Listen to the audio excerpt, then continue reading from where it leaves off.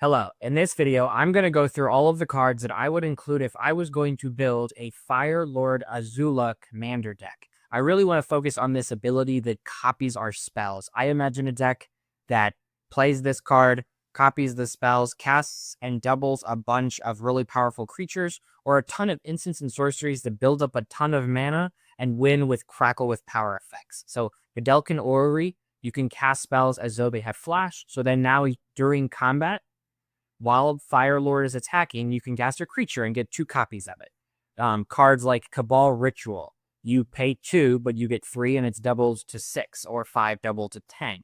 Dark Ritual would be 1 mana, but it would double to 6. Mana Geyser, we already know this can make a ton of mana. Snap can untap your lands, which would mean untapping 4 lands, which builds you up on mana. Pyretic Ritual builds you up on mana. Seizing Thought, mana. Jessica's Will both gives us some card advantage while building us up on mana.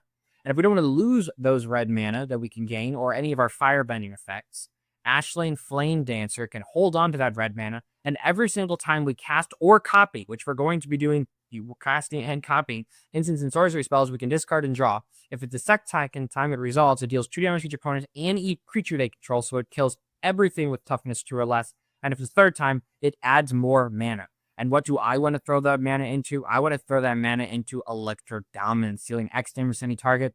And then you may cast a spell with mana value X or less from your hand without paying its mana cost. And cards like Crackle with Power. It deals 5 damage. It deals 5 times X damage to each of up to X targets. If we build up a ton of mana with this card, we can hold on to the mana that we make from our firebending creatures. I have some other firebending creatures that I'm going to include. Electro Assaulting Battery, 1 red, 2/3 flyer. You don't lose unspent red mana as steps and phases end. Whenever you cast an instant or sorcery spell, add red, so that leans into our storm deck. And whenever it leaves the battlefield, we may pay X. If you do, he does X damage to target player. Leyline of Anticipation is another way to give our spells haste. Not haste, but flash. That way, we can play creatures and artifacts and planeswalkers during the attacking phase and be able to get those copied. Archmage Emeritus is 4 mana for a 2/2. You can cast or copy an instant sorcery spell to draw a card.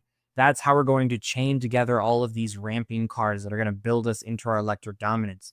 Veyran, Voice of Duality. Whenever you cast or copy an instant or sorcery spell, it gets +1/+1 on a turn. If casting or copying an instant or sorcery spell causes a triggered ability of a opponent you control to trigger, it triggers an additional time. Super great with all of our Magecraft effects and all of our whenever you do something, here's to do. Azula, Cunning Usurper, 2 blue, black, 4/4, Firebending 2. Whenever it enters, target opponent exiles a non-token creature they control, then they exile a non-land card from the graveyard, and during your turn, you may cast spells exiled with it, and they have flash. So if you cast them while Fire Lord Azula is attacking, you can double the spells that you exiled from, let's see. Target opponent exiles a non-token creature they control. So they exile a creature and something from their graveyard, and you can cast it and then copy it if you do it right. Plus, you have all this mana ramp, and plus you have all this firebending, and it's mana of any type, just like Ganti. It cleans up the colors with mana. Big Score is another card that I think is good to copy. Additional cost to cast it.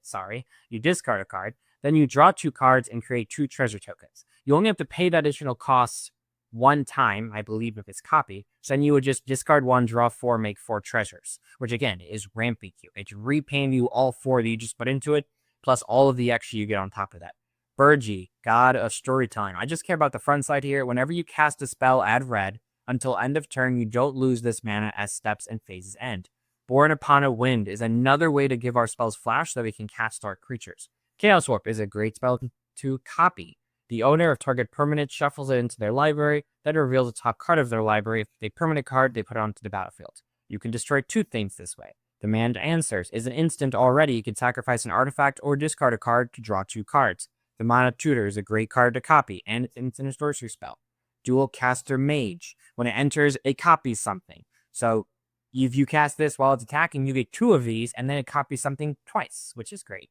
Enduring Curiosity. It's not a legend, so it's something that you can copy because it has flash. So it's a 4/3, and whenever your creatures inevitably deal damage, it starts drawing you cards. Atali is a legend, so you can copy it unless you got rid of the legend rule, which could be a fun way to build around this guy. Atali, Primal Storm, whenever it attacks, exile a top card of each player's library, and you may cast any number of spells from among those cards without paying their mana costs. But that's while Atali is attacking, which is probably the same time as our commander is attacking, so any of those spells that we cast are copied. And the copy of a permanent spell becomes a token. And it doesn't just say once per turn. A lot of these effects would normally say just copy like the first one. This is everybody's library. You get the top card. You can copy all of them and cast them for free. Very mastermind. Having multiple copies of this is fantastic. Faded Fire Power. X, red, red, red, flash. This enchantment enters with X fire counters on it. If a sorcery controller deals damage to an opponent or a permanent opponent controls, it deals damage plus the amount of damage equals the number of fire counters on this enchantment instead. So this makes all of our peen effects, cards that I'm imagining you put in this deck are like, whenever you cast an sorcery spell, it deals the damage. Whenever you do X, it deals the damage, or any of your creatures attacking. Firebending Student has prowess and Firebending X, where X is its power. We have a ton of instant sorceries happening right now that I would play in this deck. So those would all be good. Fists of Flame, 1 red and a 1. Draw a card until end of turn. Target creature you control gains trample and gets +1/+0 for each card you draw on this turn.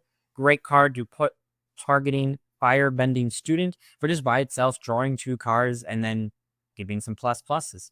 Frantic Search draws 2, discards 2, untaps 3 lands, which ramps you. Goblin Electromancer makes your instant sorcery spells cost 1 less to cast, so now your spells are ramping you even more. Lightning Bolts is a cheap way to use some of that Firebending mana and copy it to deal 6 damage. Most commanders only have 6 toughness. I mean, there are some that are bigger, like Delta, etc. But a lot of them are just going to die to a copied Lightning Bolt. The Phoenix King, 2 black, black, red, red, 7/7 trample, Firebending, 4 haste. If you would lose unfed mana, that mana becomes red instead. It has fly and indestructible as long as you have 6 or more unfed mana. As soon as you cast Dark Ritual and copy it, you're going to have 6 or more, which is fantastic. Snapcaster Mage enters the battlefield and returns target instant sorcery card from your graveyard. Not returns, but it gives it flashback. So now you can use Snapcaster Mage to recap one of your ramp spells and just go crazy. Sozin's Comet, 3 red, red. Each creature you control gains Firebending 5 until end of turn. And then you can foretell it. So now you can foretell it. You can cast it later on a later turn. And you can cast it for really cheap while it's attacking. And now all of your creatures have Firebending 5, which just really leads into those fireball effects that I keep talking about. Storm Kiln Artist, 4 mana, 2/2. This creature gets +1/+0 for each artifact you control. Whenever you cast or copy an instant or sorcery spell, create a treasure token. This is fantastic. Whenever you cast or copy, so every single time you cast or copy one of those, which is you're doing it twice for each spell, you're going to get 2 treasures, and they don't come into play capped. Lightning Greaves and Swiftfoot Boots are great ways to give our commander some protection, but also haste. The whole deck only works if Fire Lord Azula is on the battlefield and it's currently your attack phase. It's currently during combat. So getting them into combat with Swiftfoot Boots or Lightning Greaves is super great. Plus copying them is great too.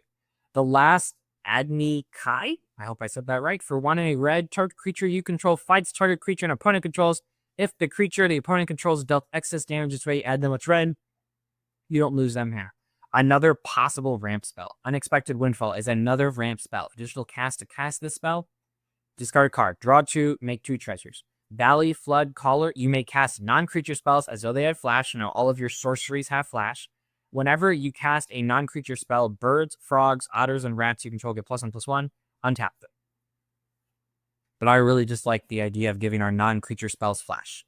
Waterlog Teachings is a way to get a land in this deck, but it's an instant that can go search for any of your instants. So it's Demonic Tutor, one of your win cons.